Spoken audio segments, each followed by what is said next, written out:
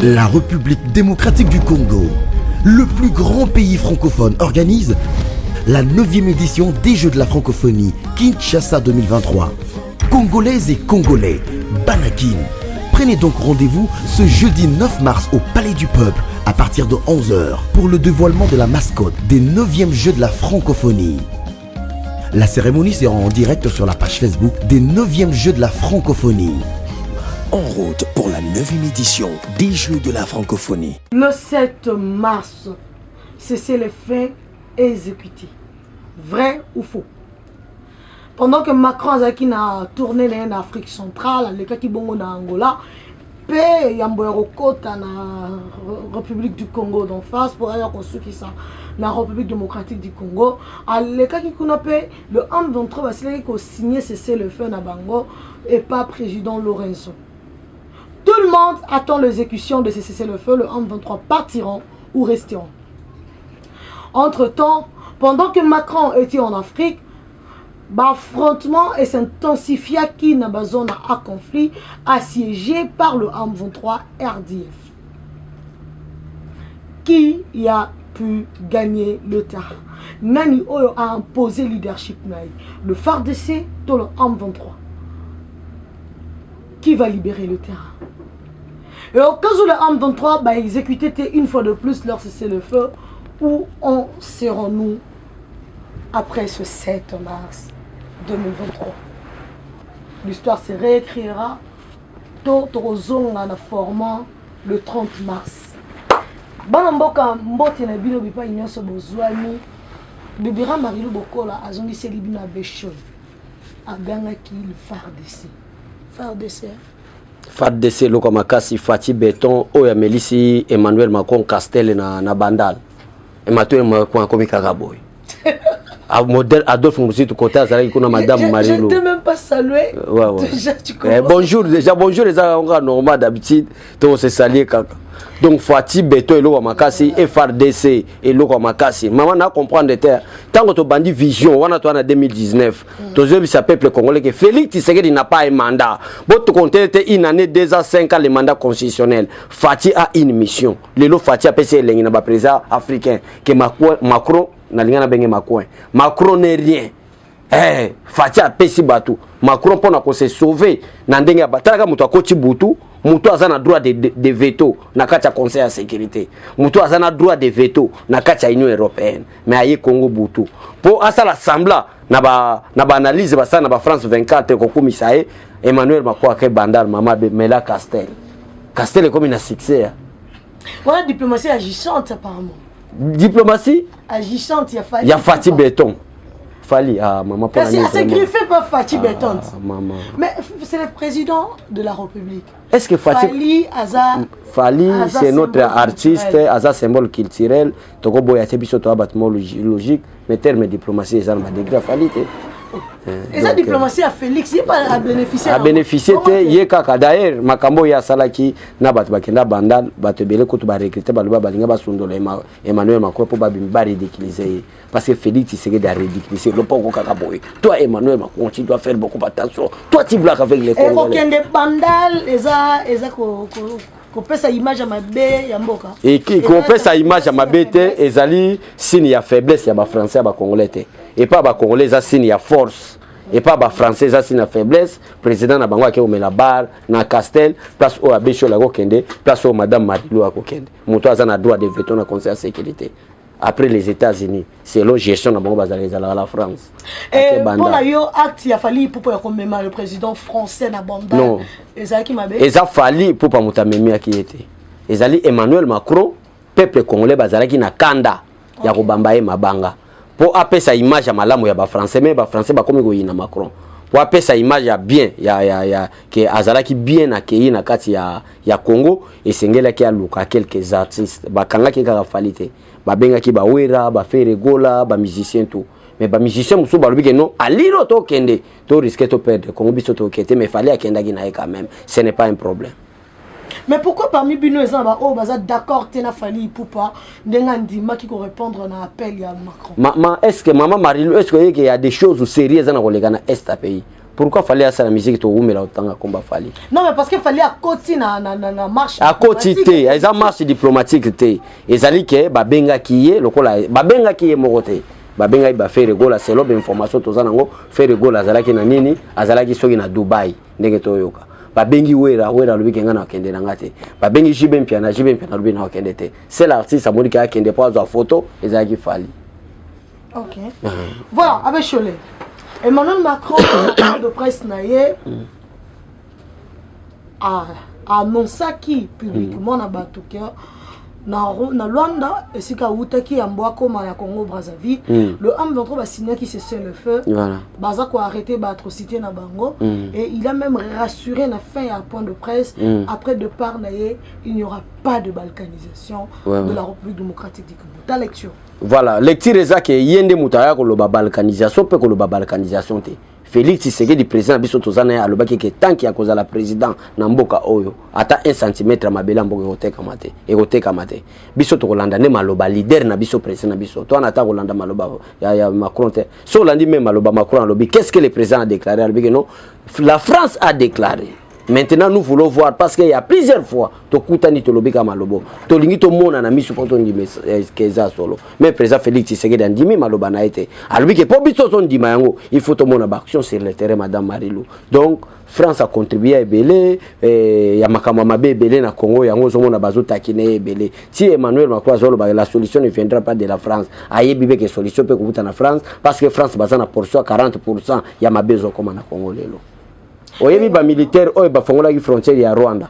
Pete banya mulenge ba utu ba fongola ba kota na manduki ba banda pe ba entraînement na mboka na biso. Oyebi ke zaki sur imposition à France ya France. Na yebi tende konanga communicateur so ya l'époque wana zaki François Mitterrand nda zaki président français. Oyo imposa Mobutu ba fongola nini. Na 1994. Na 1994. C'est la France. Akitana ba commando po basale loko wana malgré Emmanuel Macron alinga sala sambla te lelo nazane sengo pour nazane sengo ndenge na soutenaka Fati donc ba Émile Bongeli ba Bocha ba Adolphe Muzitu ba Martin Fayulu ba Freddy Matungulu ba to ebele ba clan FCC Mobimba basala ba déclaration que Félix Tshisekedi azako sala petit commerce na Belgique atangate metala lelo oyo bango nyonso bato bafinga président Félix Tshisekedi bakomi kosala ba déclaration ba Félix c'est ça un homme oza vrai président oza monstre na politique wana maloba Adolphe Muzitu maman Félix oyo baliro to kende peuple ba risque ba pesa ta 40 concernant mokolo na biso stozo zela lelo que ba M23 base la déloger donc nazo rassurer batu bien bango moko ba se retirer selon leur cesser le feu te ezananu madame Marilou ezali nanu kaka cesser le feu. Il faut yeba que minito tozoloba oyo ba grande cité oyo ezali na maboka ba M23 est déjà récupéré par FRDC.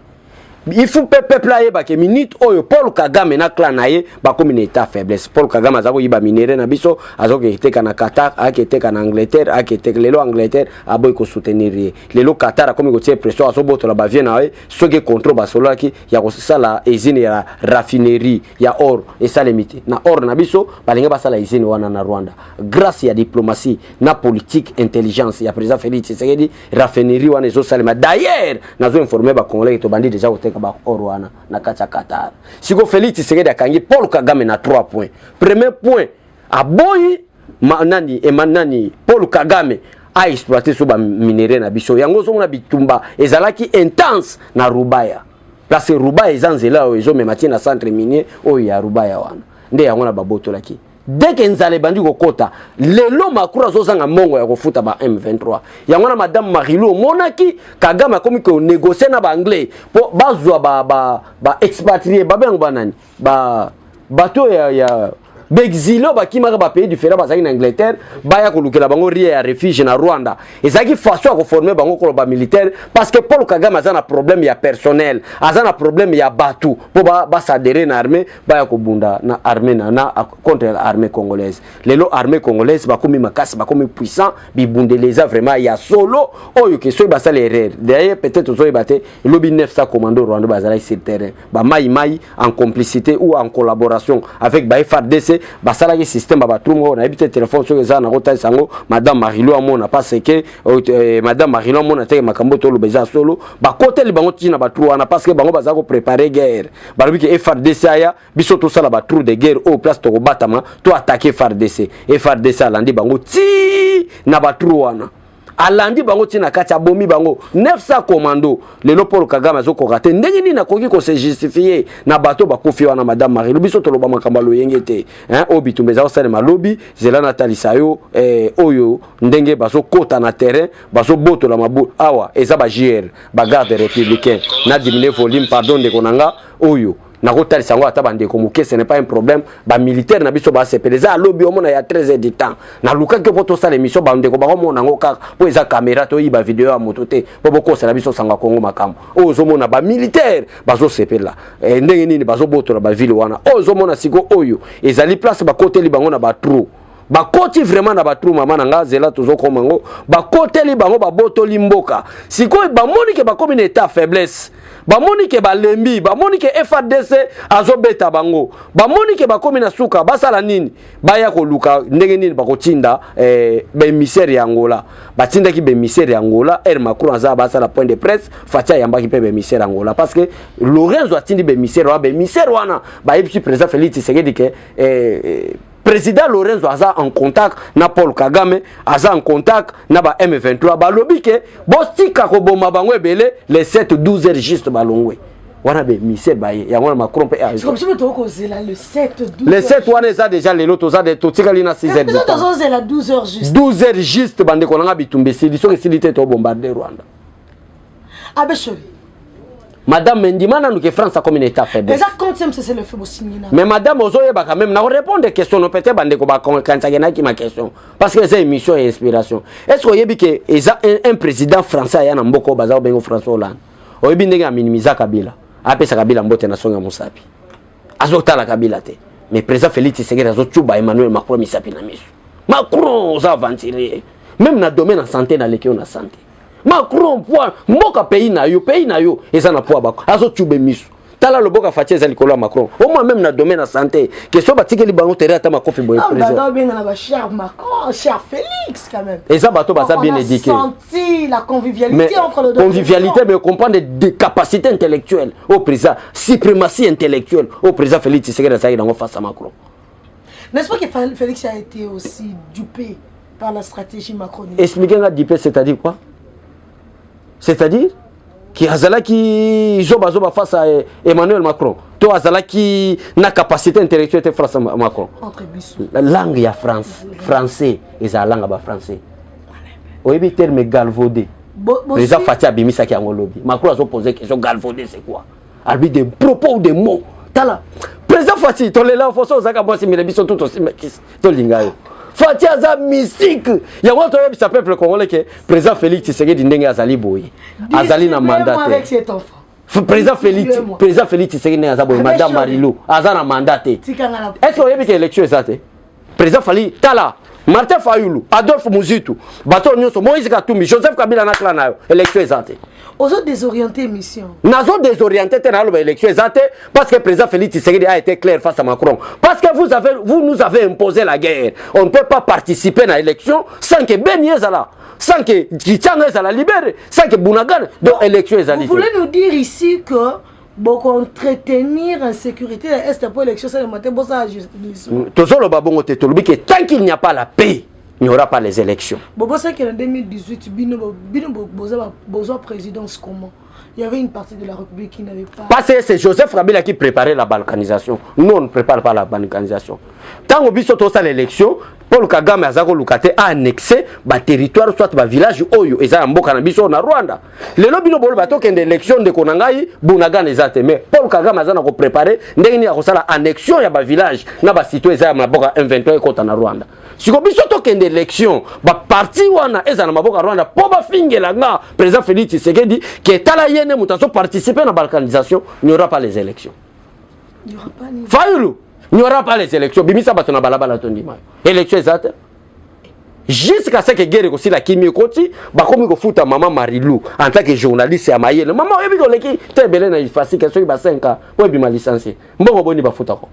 ba 300 dollars za mbongo vivre te po osana bana osana mobali osa responsable na ndako il faut futa il faut fati aya bana futa ofana kana ndako yo sala émission osongi fendi mo batangi 5000 dollars ba pesi yo ndenge ba mama o yarmé ndeko nanga Josué bazolela ba femme veuve baza futa bango 50 000 francs mama kende na banque lelo ya Josué na uti banque bazo futa veuve hein? Donc c'est-à-dire moi c'est un militaire ndeko nanga bazo futa 478 000 francs congolais. Maman sur le papa comptable monga leke belé zonga musu bozu monga salaire mutu musu bo bakisinga balbité na régime Félix c'est o kutu za mukeza yo maman zo regrette. Ah madame. Tokende. Aujourd'hui Saint-Martin fait l'élection isolée. Donc peuple congolais tina kozala hypocrite zate.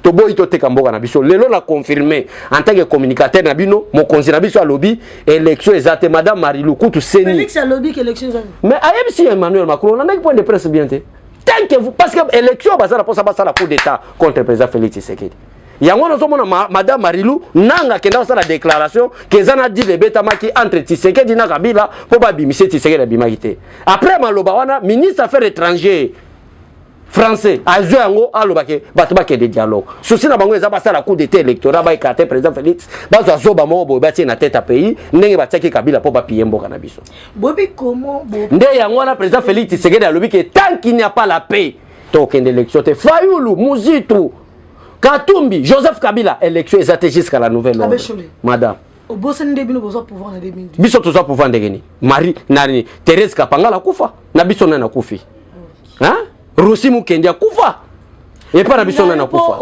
madame est-ce que oyebi ke batumba batu na siège IDPS bakalingi bangolo kwa Thomson mais biso to kalingi batu te biso toza pouvoir ndengeni pe yango eza enrôlement bandi mais to boy to te ka mboka na biso to bike Congo mobimba yeke d'élection on s'appelle conscient que ça na batu o ba boy ke bino bo les cas 2023 na pouvoir te batu mo ba boy te congolais nous ça conscient que Félix il faut aller ka pouvoir c'est élection en 2023 élection ezate madame Félix aza populaire élection ezate pe to kokende dialogue te bino bosilika na 2016 to silika ki parce que to zala ki sirike Kabila zaki ndeko na biso te aza ko préparer ban Kabila zaki étranger ngai te famille Kabila na lobaka biso Félix Tshisekedi papa na maman ndako yebani to kozala pressa élection pourquoi to za ko Kabila azonga na Rwanda ilo to za ko senga yo la nanzembo wana te maman marito Tshisekedi zongisa ye na Rwanda nzembo wana Yolanda te ah mama biso to lobani lelo Félix Tshisekedi azamona mboka de père et de mère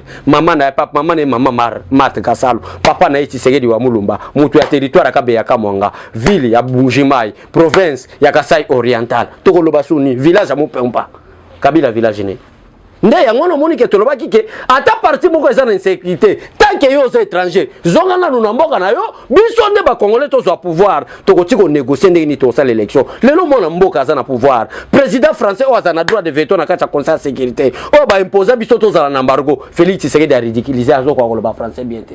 Ça fait combien d'années depuis que vous avez tradition la balkanisation au Congo? Ça fait depuis, en tout cas beta malango depuis les années 60 mais elinga ki ko za la réaliser pendant 18 ans Kabila. Obi pana 18 ans Kabila. Bino bozala. Biso toza une opposition na manduki te Kabila na manduki soto lui ko lo baba organisation ayeko tumba biso na siège obeta masasi. OK. Voilà. Siko bokenda quand même l'élection. Tokenda ke élection mais élection ngo poto kende fo batu bakufa.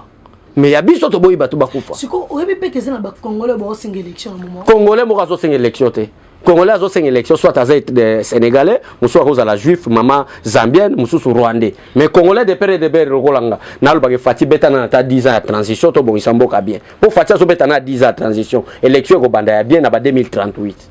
Élection zani 2038 nde toke mandat premier mandat président politique. Batu bakufa ni tozo bongisa mboka madame lelo toza le 7 to tikali na 6 heures du temps total ndenge ba M23 bazokende to organiser mboka to matisa salaire ya batu to bongisa route nationale numéro 1 ozo banda banda boma eleki Kinshasa eleki Kikwiti tika pa le de Kasai tie ko mona na Nord Kivu o banda mona pe la Kivu na misu Congo mbandeza na guerre Congo mobimba en tout cas Congo mobimba za na guerre toza na guerre ya ba militaire toza pe na guerre nzala toza pe na guerre économique ce qui côté muso eza guerre manduki te côté muso eza guerre nzala bon siko bisiko o guerre manduki ezate wa guerre nzala bozana mabele bosangi na biso to sala ndenge nini parce que Kabila o azali na pouvoir azui mbongo ebele apesa ngo na benje biso bana mboka sali biso ba millionnaire te supermarché nini ezali awa eza ya mwana mboka congolais maman Non, on dirige Congo. Félix. Yango zongo rôle à Félix Tshisekedi yaki parce que Félix Tshisekedi pour le moment abandi na kotonga Congo te abanda ko zipa libulu oyo 32 ans Mobutu na 18 ans Joseph Kabila batika to zipi libulu Congo comme plat insécurité aussi la zali aussi la ndeto banda kotonga Congo zala esi na nini zala esi nzala bo compter de bilanga ma ami de Chatir maman ami oui bitenge maman ami de Chatir asala bilanga te yana tuni bo si nzala ko na bilanga po bilanga oto moni ezanga yayi te bilanga eza yete automoni jusque là bomoni aye peut-être pas sali publicité parce que na espace kasai ozolonga mbujimai ozokende tilenge ou soit ozolonga mbujimai ozokende kabe aka mwanga wana nga mona moni tokena toni mwaba omoni espace bilanga masango bazo sala yo zomona aye yo lingo bango zo produire moni ngote hein ya général Kasongo donc so longo likaka sisi Otier ami de Chatir. T'es ami de Chatir à classé parce qu'il y a sali. Aza travailler na partenariat public privé. Oui, Azana bilanga na ye. Na comprendre. Partenaire Aza qui financement à l'état. Pas de problème. Mais nga nazo boya na répéter ba comment na munoko nanga parce que Azana il faut autant à poser mbongo ba congolais. Ezambonga ba congolais na boyité. Mais Azana problème maman ami de Chatir faut longolais à biloko yo parce que mobile na uti na ba problème il y a détournement il y a 100 jours.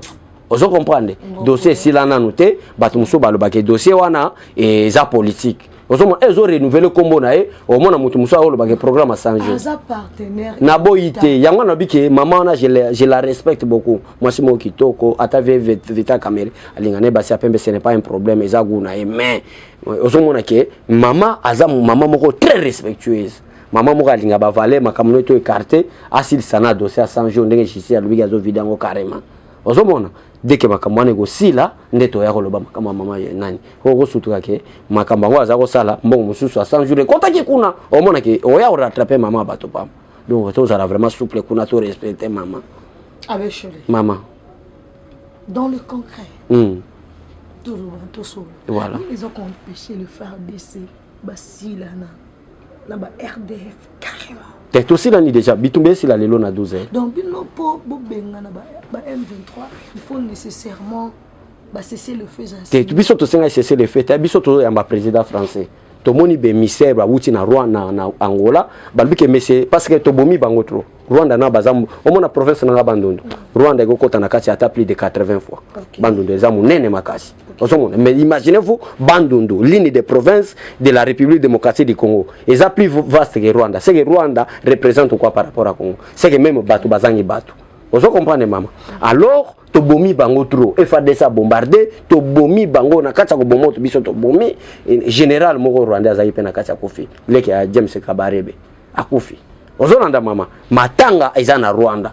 Nde yango na bango nde lokola médiateur ezalaki Lorenzo président angolais babingi Lorenzo tozana souffle souté mbongo pe akufuta bango ezate FARDC azobomba biso na terre belé to sala nini bengela biso Félix Tshisekedi ke lelo mardi na 12 tolongwe mardi yango ezale lelo mama tolongwe mais en attendant minute maintenant qu'est-ce qui se passe madame Marilou M23 alinga prouver na FARDC ke ata cesser le fait salemi balongwe na bango mais bazaki na position force nde bitumbe bandi lelo FARDC bombe déjà ceux qui bazana position force babi masute mais heureusement FARDC paso mama tozo boma bango peuple congolais ndenge tozo boma bango bokoyo ke la bango na mao avec chérie mama Félix papa Félix ozalaki wapi mama na sala ke mission boite au moins atenge na sentiment na sotala ke donc ngape na kokoma nga prophète politique ndenge Tshisekedi azalaka na lobaki Félix Tshisekedi azana mandat azana mission tala mission ngo élection ezate facha zo betana no 10 ans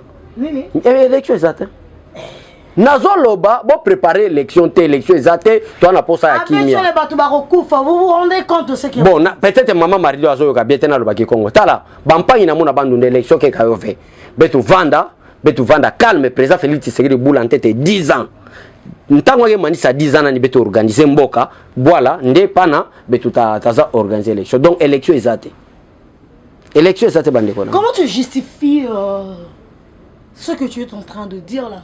Mais pour soutenir Ango ndenge nini na nini en fait non peut se pouvoir là le élection ezate parce que complot ezalaki ko betama entre Paul Kagame et Emmanuel Macron ya ko balkaniser mboka kolanda maloba oyo te Emmanuel Macron alobi que le Congo ne sera ni balkanisé ni de guerre ni de pillage ni ceci eza maloba flatterie même président de la République azalaki d'accord na yete yango alobi que na yoka maloba mingi d'ailleurs maloba président zaki boy des paroles d'Emmanuel Macron sont satisfaisantes mais je voulais d'abord voir parce que tout moni ba ma déclaration boy belé pourquoi président Félix Tshisekedi alobi bon parce que je voudrais d'abord finis la phrase de Félix. Je voulais d'abord voir des propos d'Emmanuel Macron. Na oya lobby que la RDC ne sera ni balkanisé, il n'y aura pas de guerre, il n'y aura pas de Comment vous comptez voir la volonté ou l'engagement de la France dans le processus Andima d'abord contribution de la restauration. Nous voulons voir d'abord les sanctions contre le Rwanda. À la place des sanctions, on voit que c'est la France, maman, même dans le Parlement européen, comme guerre, c'est la France qui soutient l'armée rwandaise. Dans le salon d'honneur, c'est l'armée qui nous attaque, c'est une armée rwandaise. Mais c'est la même France qui soutient l'Union européenne d'aller contribuer avec 20 millions d'euros dans cette même armée qui attaque, qui fait l'agression dans le sol congolais. Ce n'est pas possible. Ma France, la France n'est pas allée na makambo yo ba utu ba kimaki makamba FDLR o ba imposer mobutu ba fongo la frontière po bato wana ba kota po diplomatie mbuté ke liboso de ba fongo la to lingi to mona pe France wana ndenge ni na koloba ke non parce que la France n'a jamais sanctionné le Rwanda. Il venait d'être ici au Zoba n'a jamais même pas la Bible sanctionné Rwanda. Il a eu du mal à renommer Rwanda. Voilà yango alobi ke po to so boma bango na kati bitumbu zo sa ezaki na ba mercenaires français to bomi bango pebele. Bamoni ke bakomi na suka madame croyenga France azana ko perdre Afrique na Mali babengani ye na Burkina Faso babengani ye na Centrafrique babengani ye Congo lelo pe akomi ko tie misape na miso azo pompe misape na miso Emmanuel Macron akomi na suka France akomi na suka soko sali même analyse ya bato basala ngona France 24 parce que Emmanuel Macron a rendre France très ridicule nde qu'est-ce qu'ils doivent faire Russie lelo apusa ni pembe na biso mama bazo banga nde Russie bazo banga peuple congolais bandeko bazolanda ngati bongona ki Emmanuel Macron ayaki ezaki pourquoi ezalaki parce que ba ya kota la portion na bango kozala nini na PO ezokota na Congo à travers FARDC kala mingi pete ozomona Joe Biden azoya roi ya Angleterre azoya chancelier allemand azoya azukanga makambo ebandaki na pape Emmanuel Macron yoy oyibi à la prochaine c'est qui c'est le roi de l'Angleterre après le roi de l'Angleterre c'est Joe Biden. Après Joe Biden et aux la chancelier allemand. Kanga dato na iso bazoya mutra komi yako bunda parce que bazoya parce que futo yoka na bango de bazaki bazako participer na complot ya balkanisation ya pillage ya ba richesse à Congo ba moni que politico président Félix Tshisekedi ake atie bango à l'écart abeshole madame oyebi loko ba congolais ba luka ni balia baluka ni social non Goliat na yebite so gelo muso ba congolais ba luka baliat nzala te yoko ebisi ba congolais est bango ba luka kolia ba congolais est ba luka kimia na kolia pe koya après kimia ba luka nzala. OK voilà mais la majorité ba congolais zo ka ke to na posa tolia kolia zo. Vous êtes conscient que le pays a du mal à décoller actuellement? Non, le pays avait du mal à décoller. Mais depuis que le président Félix Tshisekedi, le pays est en train de décoller. Yo, on a déjà dans le conseil de sécurité, le pays est tellement bête, bam, ndenge Pologne bêta, ndenge Russie bêta, bam, au Congo ça ne va pas. Mais le président Félix Tshisekedi, le pays avait du mal, il faut bien préciser des mots. Le pays avait du mal à décoller. Mais depuis que Tshilombo est là, qu'est-ce que vous attendez de la France? Nous attendons de la France les sanctions contre le Rwanda. Quoi encore? Quoi d'autre? Il y a quoi que soit émissaire ne appelle ça na Rwanda pour attaquer Congo. Nani? France non? Vous êtes sûr que France a contenir nyonso au binobo kaninaye? Te biso to zasete biso to compter na Russie na manduki to zo bomba ba Rwanda ebele. Minduki na ba bombe na ba drone zo bomba ba Rwanda ebele to compter na bango. Au cas où le loba M23 na 12 heures ba longoti. To bombarder Rwanda. Quel serait l'avenir de relations entre la France et la République démocratique? To bengani bango. Ndenge ba bengani bango na Mali. Akoya ko mela so Castel na bandale te. To chasser bango vraiment na ambassade na bango to kangi en plus to bombarder Rwanda. Yango zo mona na lelo ti to ko ma 12 bitumba makasi. Parce que to meka na ba position avant cesser les faits. Supposons que le M23 bako ici le FARDC. Te bako ici FARDC d'ailleurs aux en retard bitumbe comme na porte à Bunagana. Bunagana o bato bazabi bitumbe comme na porte à Bunagana. Po bango bana okimi. Abeshole. Mama. Et si la guerre il y a l'élo, bitumba o l'élo, et ça dernier virage pour nos côtés, une guerre ouverte entre les deux armées régulières, le Rwanda et la RDC. La guerre est déjà ouverte, madame, mais peut-être il y a un peu de l'hypocrisie. Oui, parce que le M23 sont déjà des Rwandais. Oui. C'est l'armée rwandaise. Quand on parle, oui, on dit que c'est l'armée rwandaise. Mais pourquoi on dit que les Rwandais doivent cesser de soutenir en hommes et matériel là, c'est le le M23? discours politique et diplomatique. Voilà. Donc jusque-là, c'est pour nous dire que le Rwanda officiellement n'est pas au Congo. Voilà. Alors nous nous posons des questions. Aujourd'hui, là, à 12h, affrontement aux Alamaka, c'est que sur Tito comme à 12h, supposons que tu réussir complètement, il y a qu'on neutraliser le M23. Tenga question à supposer qu'elle n'a répondra parce que je suis sûr na ba drone na ba avion de chasse auto bunda nango ke bison de tourner. Et si les affrontements il y a le lot, et ça le dernier virage vers la porte d'une guerre ouverte. Et ça déjà ouvert parce que ceux qui kaka 12 de comité et coquille que ba M23 ba longo était madame Marine Tobotori Bunagan.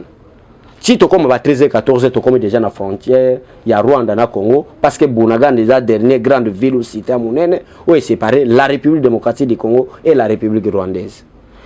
Après 13 14 oyeka que to continue na province où ba benga ceux qui s'aiment to so kotango mais ne to la tota voilà.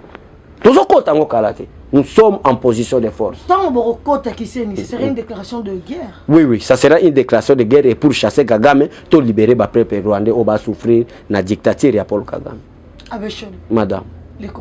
Le Congo sera libéré dans 3 heures, 4 heures du temps. La guerre ouverte entre le Rwanda et la République démocratique du Congo, le Congo a des alliés réels. Réels, tels que la Russie, la Turquie, et la Chine. Et un peu les États-Unis. Bon, comptez sur les États-Unis. Si tu ne vois pas que par rapport à la Russie, la Turquie, la Chine, je suis très clair. Avec les États-Unis, un peu avec les États-Unis. Un peu, cela veut dire. Cela veut dire qu'un pied dedans, un pied dehors. Qu'est-ce qui signifie? Cela signifie que tantôt bazo lianabiso, tantôt bazo soutenir Rwanda. Proportionnalité. Bon, tu as Rwanda kaka. Avec l'Amérique ou ça, les États-Unis d'Amérique, tu as Rwanda. Parce que bibundeli aux États-Unis ont bibundeli wana te apesa na groupe rebelle à Rwanda. Yango zo mona Paul Kagame comme na suka to beta bango. Voilà mesdames et messieurs, c'était le 30 minutes d'une analyse ou d'un décryptage avant exécution. Il y a cessé le feu. Oh yoba am contre ba signer ki bongo na Rwanda, na passage à Emmanuel Macron, le président de la République de France, le patron de la France, na misou il y a le facilitateur angolais, le président Joao Lorenzo. Emmanuel Macron nous a communiqué, nous, la République démocratique du Congo, lors il y a point de presse, aux côtés, il y a Félix Antoine Tshisekedi Tshilombo, le président de la République démocratique du Congo, et tous les Congolais s'attendent donc à l'effectivité de ce cessez-le-feu. Au cas où le cessez-le-feu n'est pas observé, quel serait le sort de la République démocratique du Congo? Nous allons bombarder les Rwandais. Nous allons bombarder les Rwandais. Voisins Rwanda, et que deviendront les relations diplomatiques entre la France et la République démocratique du Congo, étant donné que c'est la France qui a rassuré à la République démocratique du Congo la restauration de la paix dans la partie Est par le cessez-le-feu signé par le M23. Abéchou le dernier mot. Merci beaucoup Nabato Bandimaka peuple congolais nazana minga kolobate bitumba yango fatia zo silisango ndenga prometa bino bitumba sila na 12 heures lelo. Soki silite to bombarder Rwanda mais bolongo la idée élection eza nangote tozo kende fatia betana 10 ans ya ko organiser Congo to bongisa IGF total abami nyonso parce que toi ma dossier bila ko traiter Kabila yaki makolongolo lelo comme multimilliardaire so tali contrat so 6 communes au mona ke bayibi biso bambongo ebele Fati doit organiser doit chercher les hommes intègres pour organiser la République pendant 10 ans 15 ans après nous allons commencer après 15 ans Fati de to bandande siko ko banda be élection normale c'est ça clair donc voilà, élection exacte ko ku faté ko piquer crisité donc Fati pe azana no jeune azana ba 50 ans donc so ba isena 40 ans ako ko mapena 90 ans na pouvoir donc omona ya donc bo le na binote merci po tozana ba homme politique aventurier to kozala pressé ya ko kende élection te bo s'attendre na Robert Mugabe D avec Fati ne madame Marilou Alobi to ko bomba te parce que on est en train de chercher les hommes intègres oyo ba ko organiser mboka to boy to so ba aventurier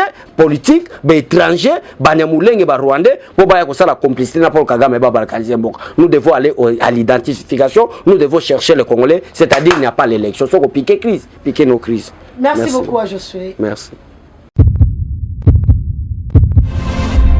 Dans sa nouvelle édition, Eshima Magazine fait le bilan de l'année 2022, une rétrospective des faits marquants en RDC. Sur le plan économique, l'année a été notamment caractérisée par une hausse des recettes publiques mobilisées. La DGI s'est démarquée par ses performances exceptionnelles dans la collecte des recettes en 2022. Selon les chiffres de la Banque centrale du Congo, la DGI a mobilisé à elle seule, à la date du 18 novembre 2022, des recettes publiques évaluées à plus de 10 milliards de francs congolais, soit 5,170 milliards de dollars. Par rapport à 2021, cette régie a accru sensiblement les recettes en 2022, ce qui a valu à son directeur général des impôts, Barnabé Mwakadi Mwamba, le prix de meilleur manager décroché à Houston, aux États-Unis. Eshima revient aussi sur les personnalités qui ont marqué 2022. Jules Alingete Kay, le patron de l'IGF, a reçu le prix Forbes Best of Africa 2022 pour son engagement dans la lutte contre la corruption en République démocratique du Congo. Le général-major Jean-Pierre Kassongo Kabwik du service national qui donne une seconde chance aux Kuluna, appelés aujourd'hui les bâtisseurs. À lire également ces femmes et hommes qui ont marqué l'année 2022. Plusieurs sujets 2022 analysés et documentés par notre rédaction. La levée par le Conseil de sécurité de l'ONU de l'obligation de notification sur l'achat d'armes par la RDC. Le départ de Moïse Katumbi de l'Union sacrée de la nation. Tshisekedi, 4 ans après, quel bilan? Remise des fonds aux entrepreneurs par le ministre de Petites et Moyennes Entreprises. L'acquisition sur fonds propres d'un satellite d'observation de la Terre. Processus électoral, le déploiement de la CENI pour des élections libres et crédibles. Les inondations dans la ville de Kinshasa. Dans le secteur de la santé, la fin de l'épidémie d'Ebola dans la province de l'Équateur et au Nord Kivu. Des procès, scandales financiers, des corruptions et de détournements. Analyse sportive des léopards face aux différentes compétitions. Plusieurs dossiers 2022 analysés dans cette édition spéciale, mais aussi les enjeux de l'année 2023. Eshima Magazine, un nouveau standard d'information.